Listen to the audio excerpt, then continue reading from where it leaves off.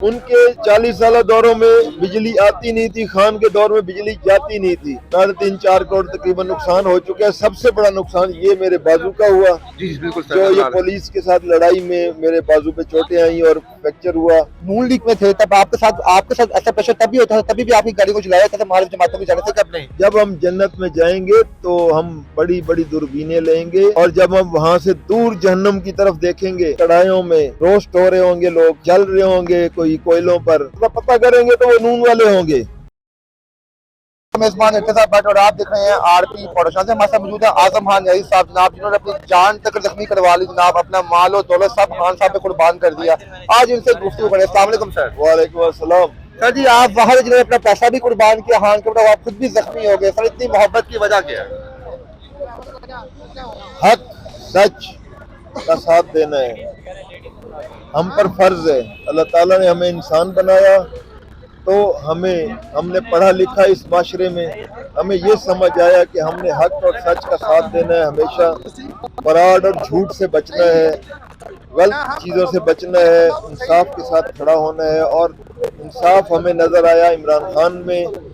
3.5 साल उन्होंने गवर्नमेंट की, इस दौर में उन्होंने इमरान खान की किए हुए काम देखें। उनके 40 साल दौरों में बिजली आती नहीं थी, खान के दौर में बिजली जाती नहीं थी। उसने फलाह के वो काम किए, फलाही रियासत बनाने की तरफ चल पड़े थे। और उन्होंने अपना ये देखो आप, हेल्थ कार्ड जैसे दिया, जैसे पनाह गाहें दी, इस तरह बहुत सारे काम। और फिर जो कुरान पाक स्कूलों में पढ़ाने की बातें की, इस तरह के हजार और काम है जो आपको पता है कि पूरी एक हिस्ट्री है पूरी कि 3.5 साल में क्या कुछ किया। और कोरोना होने के बावजूद जब दुनिया के मुल्क नीचे जा रहे थे, हमारा मुल्क तरक्की कर रहा था। आजम खान साहब, ये बताया तो कितना नुकसान आपको हो चुका है आपकी कंपनी को? 3.5-4 करोड़ तकरीबन नुकसान हो चुका है। सबसे बड़ा नुकसान ये मेरे बाजू का हुआ, जी बिल्कुल सर। जो ये पुलिस के साथ लड़ाई में मेरे बाजू पे चोटें आई और फ्रैक्चर हुआ। और अब इसकी पट्टियां करा रहा हूँ, ठीक करने की कोशिश कर रहा हूँ। बड़ा तकलीफ दे था, पिछला वीक तो बहुत तकलीफ में गुजरा।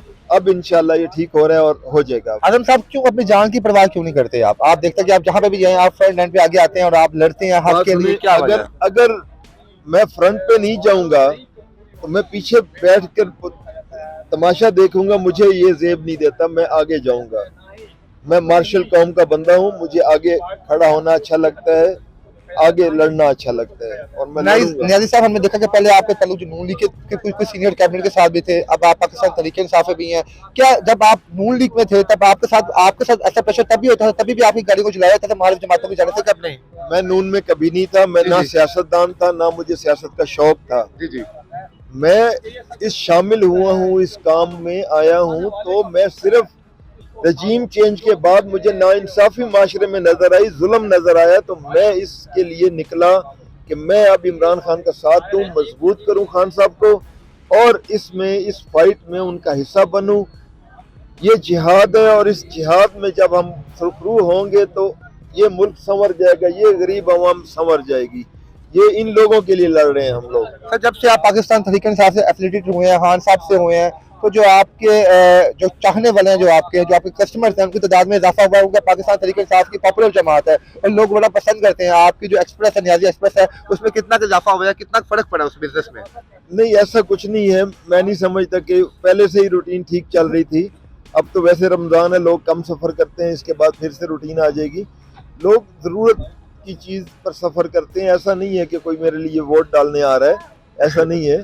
रूटीन का वर्क है, कोई मसला नहीं है। लेकिन मेरा मकसद, मेरा रूह किस बात पे राजी है कि मैं खान के साथ खड़ा हूँ और हक और सच की जगह पर खड़ा हूँ और अल्लाह ताला मुझसे राजी होगा। देखो, मैं वो दिन देख रहा हूँ जब जो हम काम कर रहे हैं, हम लोग जन्नत में जाएंगे इंशाल्लाह। और जब हम जन्नत में जाएंगे तो हम बड़ी बड़ी दूरबीनें लेंगे और पहाड़ियों पे चढ़ जाएंगे। और जब हम वहाँ से दूर जहन्नम की तरफ देखेंगे तो वहाँ पे देखेंगे कढ़ाइयों में रोस्ट हो रहे होंगे, लोग जल रहे होंगे कोई कोयलों पर। बस उनका ये हाल होगा, वो पता करेंगे तो वो नून वाले होंगे। तो इसलिए बड़ी एहतियात करनी चाहिए। माशरे में बताएं लोगों को कि भाई आज हक के साथ खड़े हो, इमाम हुसैन शहीद हुए थे, बेशक। बहुत बड़ा साना इस्लाम में आया था, वो हक पर थे, आज तक जिंदा है। ये हम जो लड़ाई लड़ रहे हैं, इंशाअल्लाह अगली नस्लों के लिए जब हम कुछ कर गुजरे तो हम लोग भी जिंदा रहेंगे, हम लोग भी याद किए जाएंगे, असल साहब खान भी याद किए जाएंगे। जो 10 निकात खान साहब ने दिए हैं कि किस तरह हमारा मुल्क तरक्की कर सकते हो, आप क्या समझते, तमाम बिजनेसमैन बशमूल आप उन पे अमल करना चाहिए, उन पे अमल होगा?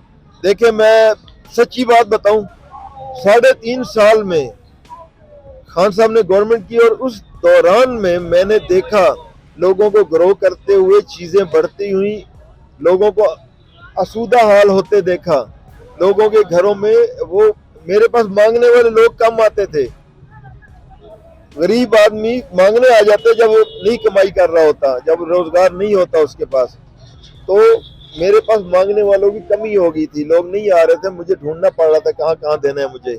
तो आज सुबह से लेकर रात तक करीबन हजारों लोग राब्ते कर रहे होते हैं, कोई फोन कर रहा है, कोई मैसेज कर रहा है, किसी को पैसे चाहिए तो कोई ज़कात मांग रहा है, कोई किस तरह, लोगों को बड़ी नीचे सतह पे ले गए ये लोग। सर बीइंग आप बिजनेसमैन, आप खान साहब के लिए क्या कर सकते हैं?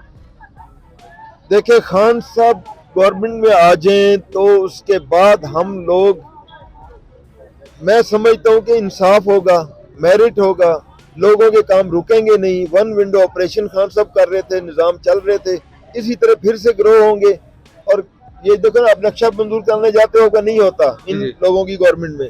खान साहब की गवर्नमेंट में 1 विंडो ऑपरेशन होता था, आप जमा कराएं और आपका वो हो जाता था, और फिर जल्दी से बननी शुरू हुई, कितनी बिल्डिंग्स बननी शुरू हुई, कितनी फैक्ट्रियां बनी, कितना कुछ। आज फैक्ट्रियां सारी ठप हो गई, बंद हो गई, मेरे वाकिफों की कईयों की फैक्ट्रियां बंद हो गई। और मेरे कुछ दोस्त हैं, उनसे मैं बात पे एक दिन कर रहा था, 2 उनकी मिलें थी, तो मैंने कहा यार कैसा कारोबार जा रहा है? कहता है जी एक तो बेचने लगा दी है और दूसरी बंद कर रहा हूँ, उसको भी कुछ करूंगा। सर आपको लगता है कि खान साहब जब वज़ीर-ए-आज़म बनेंगे, जितने भी बिजनेसमैन जो खान साहब को पसंद करते हैं वो खान साहब को फाइनेंशियल सपोर्ट करेंगे ताकि IMF का कर्जा उतार सके हम लोग? खान साहब को पैसों की जरूरत नहीं है सर, हमने IMF का कर्जा भी उतारना है ना सर, तो ट्रस्ट इशू आ कर्जा, अगर इस मुल्क में जो आप टैक्स इकट्ठा कर रहे हैं और जो चीजें हैं इनको हड़प करके बाहर ना शिफ्ट कर लें, तो ये मुल्क में बड़ा जरखेज मुल्क है, इसमें जो पैसा आ रहा है इसको आप अवाम पर निछावर करें और वो दे उनके अपना जो किस्तें बनती हैं, आपकी किस्तें उनको सर आखिर सवाल है, आपका सियासत में आने का मकसद क्या है, क्यों आया आ रहे सियासत में आप? मैंने बताया कि मेरा मकसद ये MNA MPA बन के तो कुछ वर्किंग करने का तब है इरादा जब खान हुक्म करेगा। मेरा इरादा है खान मजबूत हो, उसके लिए आया हूँ। सर आप अपने अशासे डिक्लेयर करेंगे जब आपको MNA MP की टिकट होगी? असासे पहले डिक्लेयर है, हम तो हमें चोरी करते हैं या हम सियासतदान है पहले से?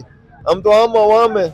और आप इनकी फलाह के लिए काम करेंगे अवाम की? क्यों नहीं करूंगा, मेरा दिल करता है, मैं यार पहले भी करता हूँ अपने तौर पे, लेकिन फिर और ज्यादा वसी हो जाएगा। पहले मैं करता हूँ हमसायों को, बेशक मोहल्लेदारों को और अपने मुलाजमीन को, अपने दोस्तों को, रिश्तेदारों को देखता हूँ इस तरफ, लेकिन अब मेरा दायरा वसी हो जाएगा, पूरे मुल्क में फैल जाएगा, सारों को काम करेंगे। सर न्याजी एक्सप्रेस का बड़ा नाम है पाकिस्तान में, अगर खान साहब आपको ये केस का नाम इमरान खान एक्सप्रेस रख देंगे आप? खान का हुक्म मैं कैसे टालूंगा? श्योर, बिल्कुल नहीं टाल सकता, जो हुक्म करेंगे मैं वैसे ही करूंगा। सर आखिर में मेरा वो पीर है सर, आखिर में PDM वालों को क्या पैगाम देंगे आप? मैं कहता हूँ कि हमेशा हक और इंसाफ का साथ देना चाहिए, चोर बाजारी फ्रॉड का साथ नहीं देना चाहिए। जब आप गलत कर रहे हो, आपका ज़मीर आपको समझाता है, आप अपने ज़मीर के फैसले पर जाइए।